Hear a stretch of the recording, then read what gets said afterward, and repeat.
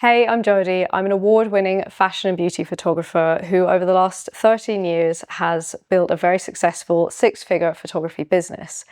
Over that time, I've worked with brands all over the globe. I've exhibited my own private collections internationally, and I've built this career using one single printed portfolio. Today, I'm going to be taking you through the exact book that I take with me to my client meetings and portfolio reviews when I see agencies and producers and anyone that I think I can work with. I'll take you through exactly how I built it, why it works. Hopefully, there'll be some takeaways here that you can take forward into your own portfolios. So as I say, this is the exact book that I take with me to my client meetings. Apart from myself, of course, this is the first impression that people will get of me. So presentation is everything. As you can see, I've chosen to have a printed portfolio book over a digital one.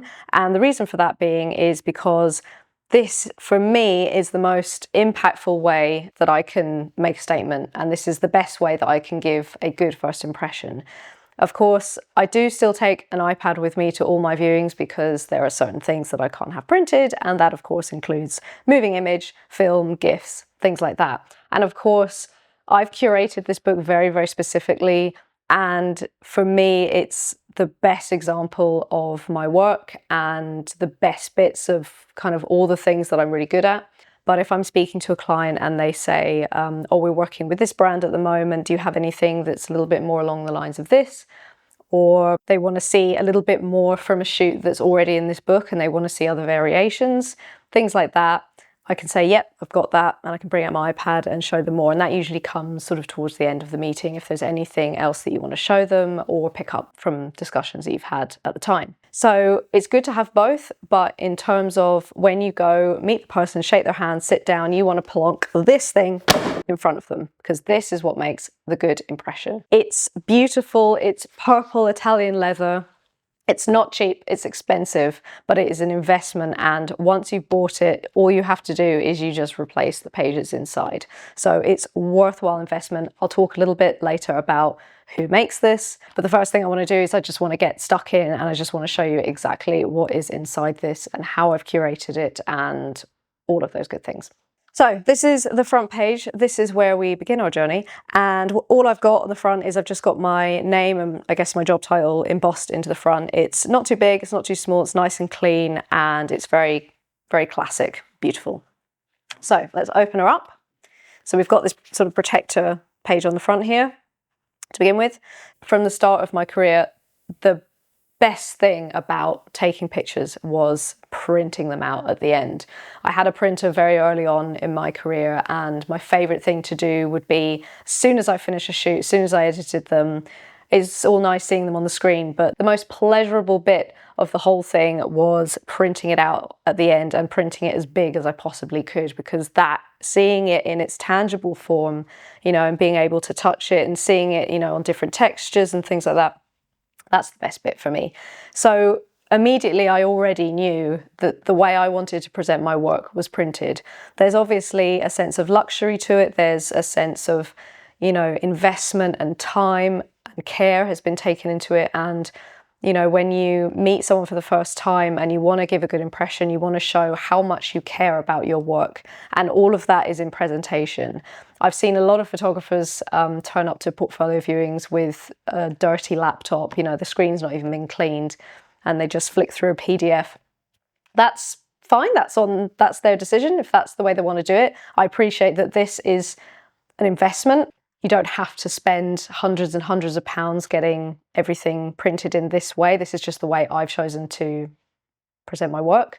For me, there is a higher chance of being really engaging, the person that you're showing this work to, hopefully a client, a future client, if they physically have to turn the pages. If they're just, going through the images on a screen in the exact same way that they're looking at images and the exact same way that they're working day in, day out, how are they going to see your work in a different light? And being able to give them something off a screen, something printed, something tangible, something you can touch, something you can sort of spend time over, that's going to really help tell the story, and it's going to really help engage people, and it's going to get people feel a bit more invested in you and your work. As you can see, I've chosen a portrait layout as opposed to a landscape layout.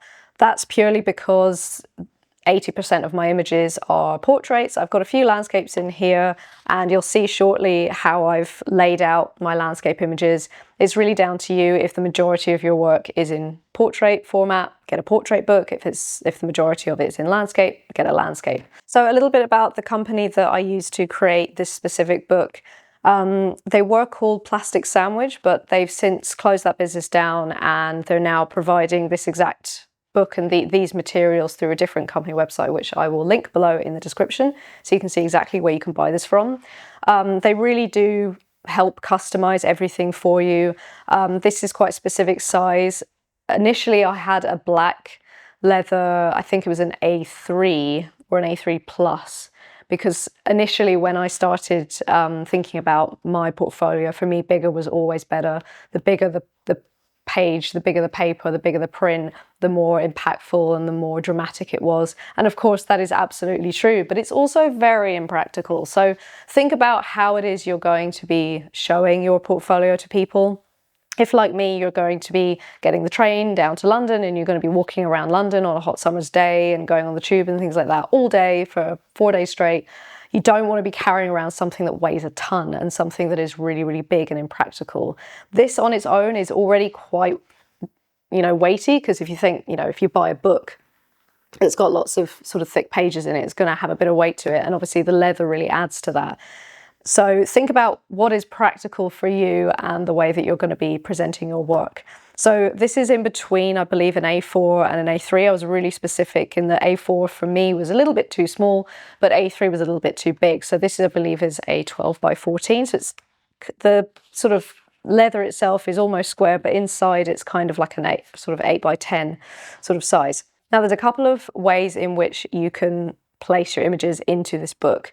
Way number one is you can just put them straight in, and that's what I've chosen to do.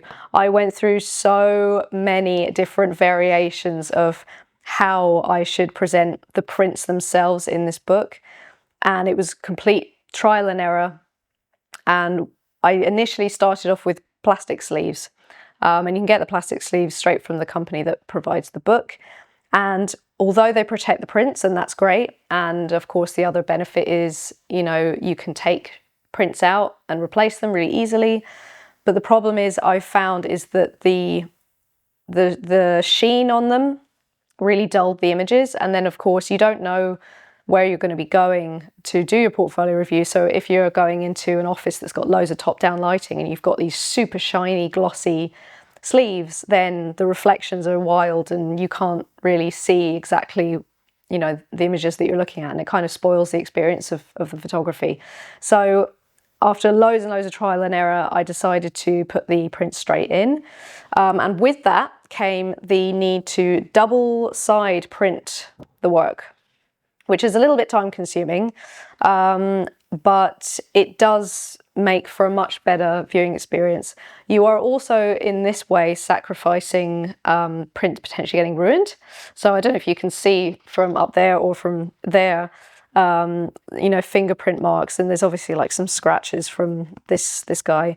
It's going to happen, and to be honest, if you have plastic sleeves, then you're going to get smears on them as well, and you're just going to have to replace the sleeves. So either way, you're going to get marks on your book. Most people are very, very respectful, and when they see this, they go, oh my goodness, either they go, I don't want to touch that, can you flick through for me, or they make sure their hands are clean. They don't bring loads of teas and coffees and snacks onto the table. But if they do, just say like, can I do it? Like, just say in a nice way, just to avoid getting like greasy mitts on your pictures.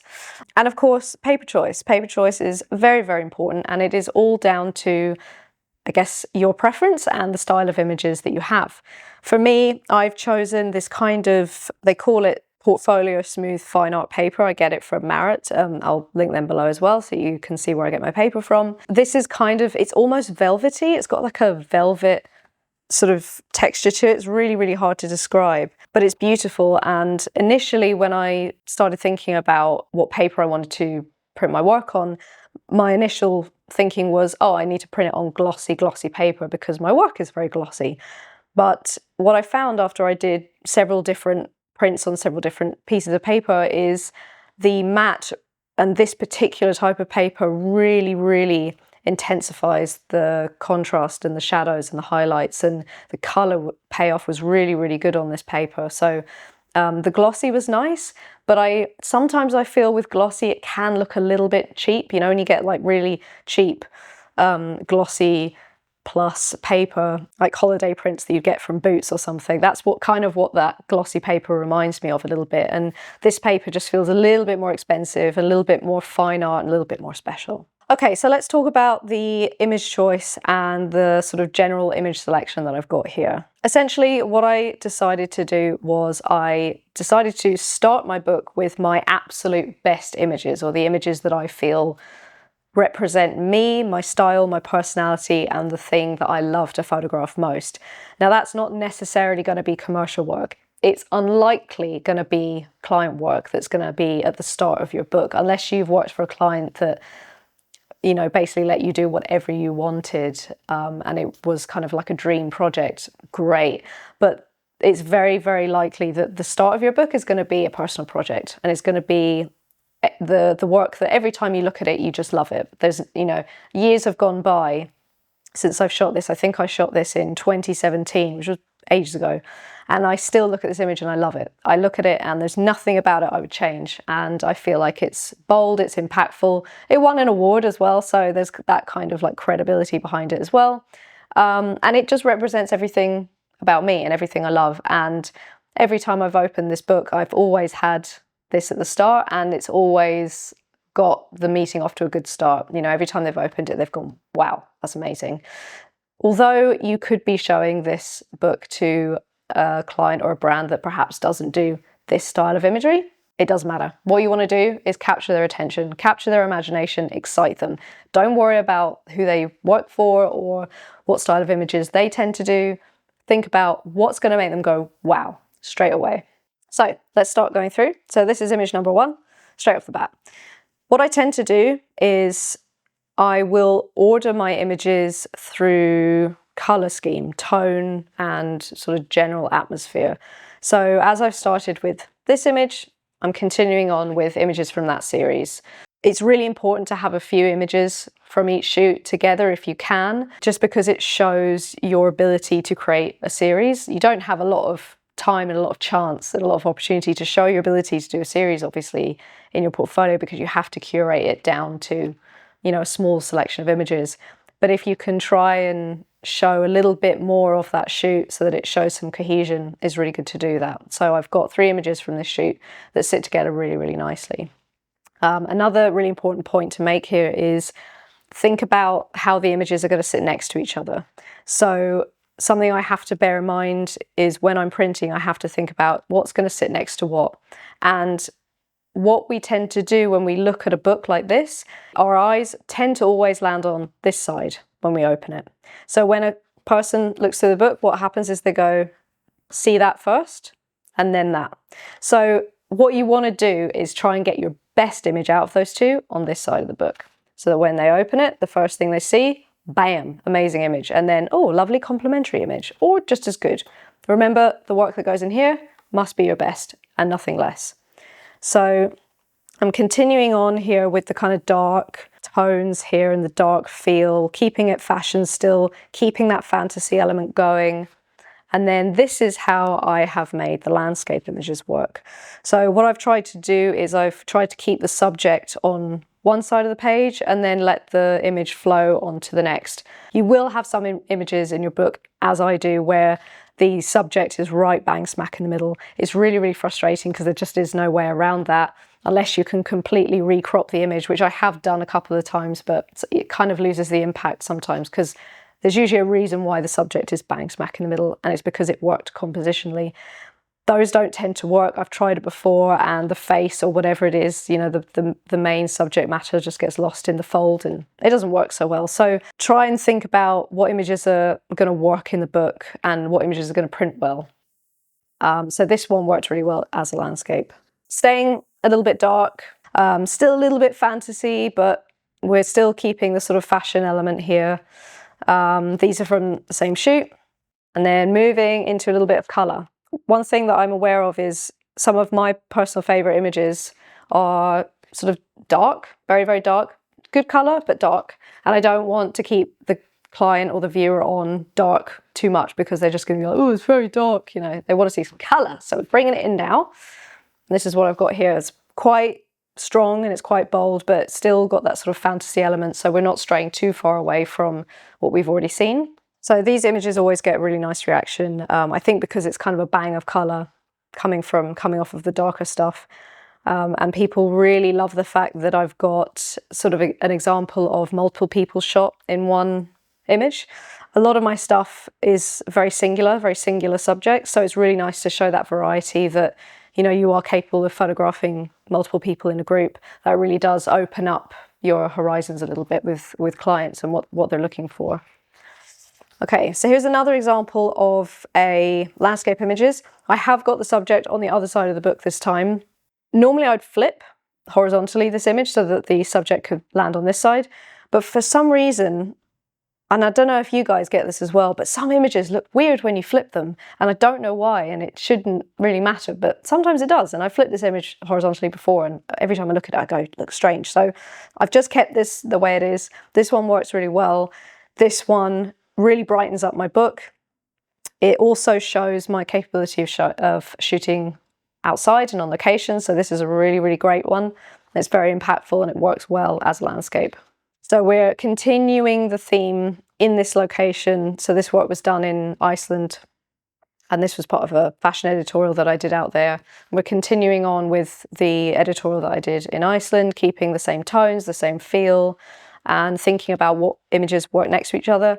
I've positioned these way around because they face inwards into the book as opposed to outwards, and I felt like that had a nicer flow. And then again, sticking with Iceland, this one, again, I've tried to keep the main subjects on the pages as opposed to in the middle. This image I did have to play around with a little bit in Photoshop. I had to kind of recrop and add some bits at the side so that it would sit nicely in the book. When you're creating your prints, you do have to really think about how it's going to sit on the page so that when you print it out, it will sit nicely in the fold. So there's a lot of things that you need to consider when you're printing this, and it does take a lot of trial and error. I've done years and years of trial and error, and it's taken me a long time to get to this stage. So don't worry if the first couple of goes that you do, you know, they're not absolutely perfect. And, you know, it never will be perfect. Something that I talked about in my last video. So don't worry if it's not perfect. It's a learning thing, and the best thing you can do to learn and to learn quickly is to get it done, get it looking good, and then get it out there. Start showing people, start getting feedback. Every time I've done a book, I always think, that's it, it's done, it's perfect, love it. It's not going to get any better. And then I show it to a client, they go, oh, have you thought about doing this? Or not sure if that works, or why don't you put this next to this image? Things like that. And every time I learn something new. So get it printed, get it out there, start showing people, start getting feedback. So sticking with the outdoor theme and the sort of blue colors, this is a little bit more commercial. So the start of this book, the majority of it, bar these guys, is sort of, oh, and the Iceland editorial was personal work. And sort of fashion and fantasy editorial. Moving into slightly more commercial images now. It was difficult to squeeze these guys in because a lot of my work that I've got in here is quite fantasy. And what I don't want to do, and this is something that I used to do, was I'd put all my sort of personal projects, fantasy, the stuff that I really, really loved, all at the start, and then I'd put all my commercial right at the back, as if to say, here's my best work, oh, and here's some like commercial stuff, just because I probably should put that in because you're probably going to want to see it. Don't make the client, the viewer, or whoever it is that's looking at this book, don't make them feel like you've put things in there, you know, out of obligation, or things have been thrown in at the last minute. This whole book should feel like a story. It should feel like you're taking them through an experience and through a narrative. So everything has been very carefully placed and ordered so that things don't feel like a jump and things don't feel jarring and don't feel like, oh, that's different. Everything needs to flow nicely, and that includes fitting in your commercial and your client work as well. Okay, so I do have a lot of dark work in my portfolio, so I do have to try and sort of fit it in every now and then so that it doesn't feel like all the dark stuff's in one block and then all the light stuff is in another block. So it's all about kind of trying to put things in where they can fit. Sometimes I have some isolated singular images that I love, so this one kind of really does sit on its own. I do have more images from this series, but the other ones I don't feel match up to the standard of this one, so I've got this one on its own. If you've got images like that where you've just got one banging image and you don't want to put another from the series next to it, like I suggested earlier in this video, then find an image, another one, that is potentially from another series that works really nicely next to it. So the reason I've put these two together is I love this image, but I don't need to put loads and loads and loads from the shoot, even though there's so many from the shoot I would put in it. And I actually think I do have more somewhere else in this book. There we go, more from that shoot. Anyway, I love this image and I love this image. And the reason I've put these two together is tonally they're very similar. So we've got very bold blues, very bold reds. We've got very bold blues, very bold reds, but it's like they've been inverted. The sort of theme on this image is we've got these lovely stiletto point heels. In this image, we've got these stiletto nails. So these pictures work really well together, even though they weren't shot together or in the same series. But you could look at these and go, yeah, it could be from the same series, whereas this is more like product and this is more fashion. So again, keeping with the sort of darkness, we're going a little bit sort of single tone here, so it's very, very blue, which works really nicely from here because there's lots of blues here, so it's not too much of a shock. And then back into a little bit more color. So this is from the previous shoot that I showed you earlier. And this is really nice because we've got a sort of full length and then we've got a close up. So this is great that I've got a little bit more beauty in here, nice variety. And then kind of continuing on from those lovely pinks, I'm going even more pink. And we've got this shoot here, which is lingerie, something that I haven't actually had in my book until a couple of months ago. So this is a new edition. What I'm having to do now is I have some drinks photography in my portfolio, and it's very important that I have it in my portfolio because there's so much work out there in the drinks sort of sphere, and a lot of it is wanting to move into the fashion world, so it's definitely a market that I want to showcase regardless of who I show my book to. Now I've got to think about how am I going to fit my drinks and my commercial work in with the rest of my book so that it flows and it doesn't feel too jarring. So what I do is I slowly build my work and my book up to get to that point. So we're getting brighter now because I know that my drink stuff is brighter and it's more commercial. Keeping with the pinks, moving in with that theme. Getting there, it's getting a little bit more commercial. We've got this lovely beauty image here and this fashion image here.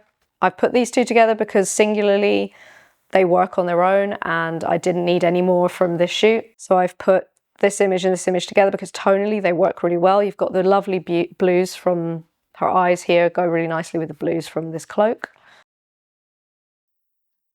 And here we are. This is kind of the start of the drinks work. Now, this is a hard one to fit in because it is very different from the rest, but it has to go in because it's a banger. And this is the image that makes everyone really stop and go, whoa, that's really different. I've never seen anything like that before. And this image always gets a great reaction, so I have to have it in. It's still fashion and it's still vibrant and it's still my style, but it's really got that commercial element to it. So this is a really great one for a story as well. And that's something that's really worth bearing in mind when you are taking your client through your book, is think about what images have a good story and tell those stories. More on that later. Okay, moving into the drinks world now. This has a stain on it and I'm really sad about it. My printer was not having a good day on this day. I need to reprint that guy. Keeping the tones, this is from the same shoot, but there's loads of different images from this that had different colors, but I really wanted to keep the bold reds together, but I didn't want to put too much of the same color together. You want to give your images a bit of breathing space. So this sits beautifully on its own and this sits beautifully on its own. And both the subjects stand out well. Lots of color here. This is still on brand. This is still on brand for me because there's loads of accessories, there's a fashion element to it, and it still has that feeling of vibrancy and energy that I love to have in my work. So this works really well. And then moving from this, which has lots of golds, to gold, gold, gold. Again, keeping the fashion theme. I've got accessories. So what I like about this shoot is that people can look at this and think, this would be great for accessories brand, this would be great for alcohol brands, and this would be great for, you know, cocktails and also food if you really want to. I did put a Viennetta in this for fun because I love Viennetta. I mean, this whole shoot was inspired by my auntie and my nana, and growing up, Viennetta was always on the menu, as was new potatoes and salad cream separately. And this was the kind of jewellery that my auntie in particular would wear. She'd always wear these gorgeous, like, chunky, luxurious costume pieces. So that's a little bit about that shoot. As an example, that's my little story for this shoot, and that's something that can give people a bit more depth into your way of thinking and the way you sort of like to narrate your work. And then finishing on this guy. This really is a standalone piece. This isn't something that I feel goes kind of in the middle of my book, but this is the way I wanted to present this because this was for a cocktail book, and it's a brilliant way where it showcases which character went with which drink. And this is a great one to end on because it's kind of like, you know, a spread on its own, and it's lots of impact, and it's also one that people ask a lot of questions about. So that's something that's really important, is you start with a bang and you end with a bang. Don't sort of start strong and then slowly weaken it out because you think, oh, people start losing their interest. Start strong, end strong. Everything in the middle should still be really, really strong, but it should be a flow, a story. It should kind of go nicely into the next, into the next, into the next, and avoiding any kind of jarring moments. So sometimes it's not always about the best images, although most of the time it is, but sometimes it's also about the right images as well and which ones sit next to each other nicely. I do have a lot of work in my book, well, in my overall portfolio that I'd love to put in here, but some of those things just don't sit and flow as nicely, or I feel like they're maybe too similar to other pieces that I feel should be in here. And there's so many different things that, you know, you should consider. Like, I mean, you've got to think about who it is you're showing your book to, and not just that, but also what kind of work do you want to get? Do you want to get, you know, editorial? Do you want to get beauty? Do you want to get advertising? Do you want to get drinks? Do you want to get the high fashion like couture, or do you want to get more catalogue? All these things kind of will determine what it is you focus on in your book. The work you put in here will attract the work that you want ultimately, but you also have to bear in mind, does it show your personality? Does it show what you're capable of? Does it show you at your best when you've been given no limitations? One thing I have noticed is a lot of photographers have said to me, am I supposed to talk about my work while I'm flicking through? And some photographers feel really awkward and uncomfortable while they're just kind of sitting there going like that. Some people are super chatty, some people aren't. Some people, every time they turn a page, they go, oh, that's interesting. How did you do that? Oh, I really like what you've done here. Can you tell me a bit more about this? Sometimes they're like that, and that's great because that really opens you up to conversation, and that really kind of gives you that first initial chance to delve a little bit deeper into your process and your way of working, which is something that they will want to know in ways of building trust with you. But some honestly just keep their trap shut and they don't say anything. That doesn't mean to say they don't like it. Everyone is very different. I've shown my book to people who have said very, very little and then hired me at the end. So you just don't know. What I would suggest is don't be afraid to make the first move. Don't be afraid to take the initiative, and they could land on this image, for example, they could be dead quiet. And this is when I'll say, so this was shot for the 100-year anniversary of Klimt's death. Most people will think, okay, this is a really interesting take on that. So already there's a story there, there's something to discuss. I think one of the biggest lessons that I learned through doing this and doing portfolio reviews, and I mean, I've put my book in front of hundreds and hundreds of people by now.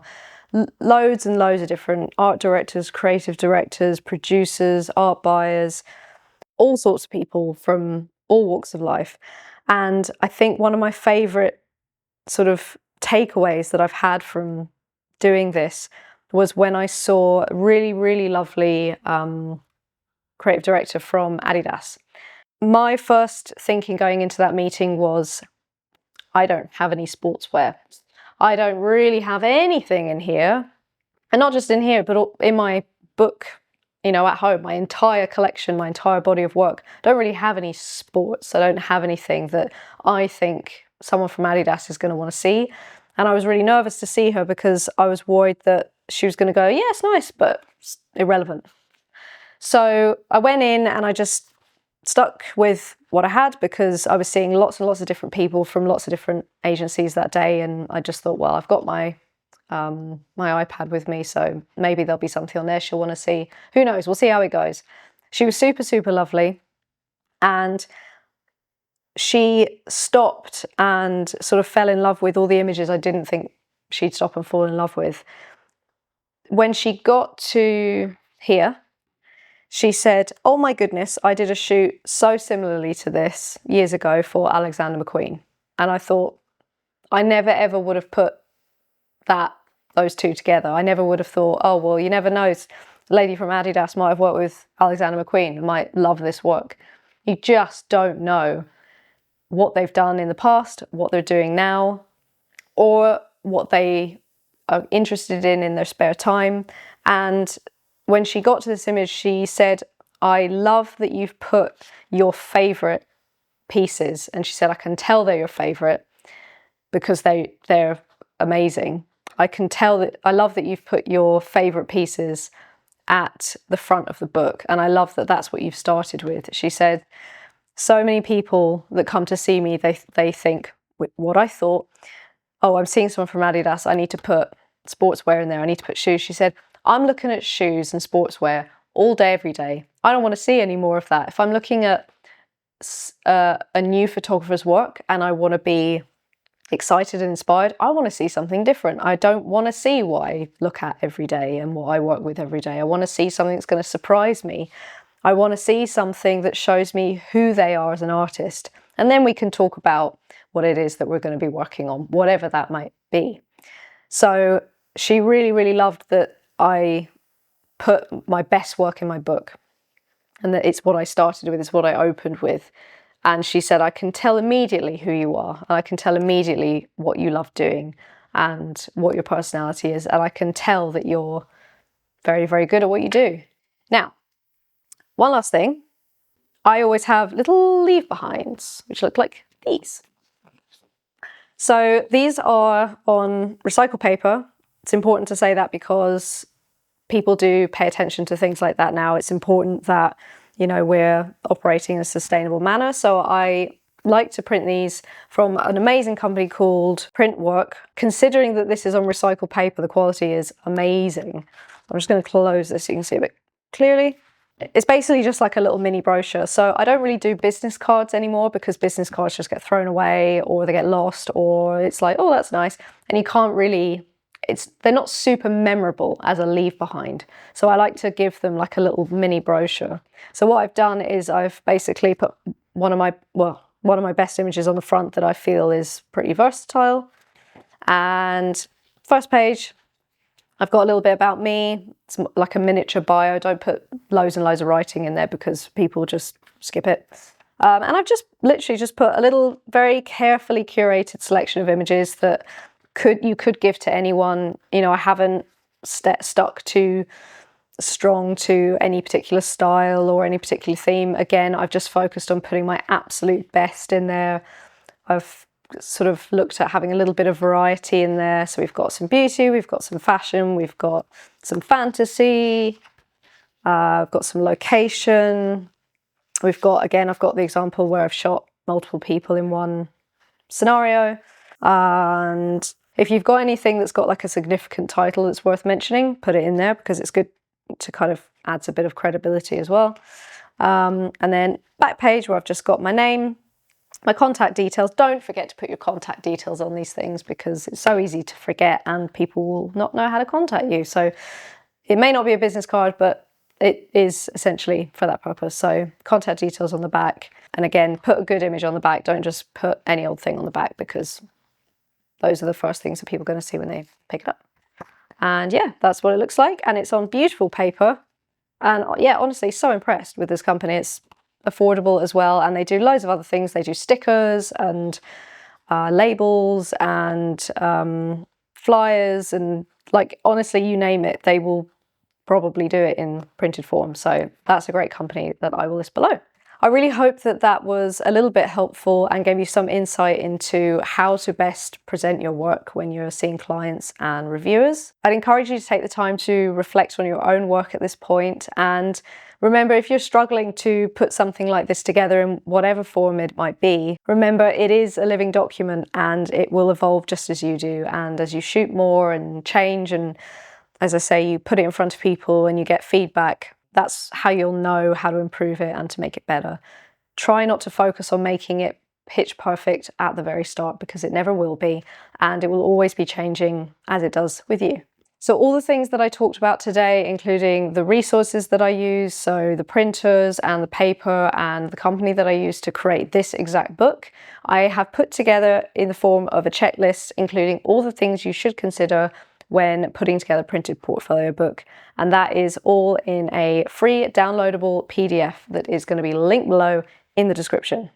If you're currently putting together a digital or printed portfolio, I'm currently offering one-to-one online portfolio reviews via my website. I provide completely honest feedback, deep dives into your work, and I make sure that it's all totally tailored to your specific goals. I only have a few spaces open per month, and I really look forward to seeing your work.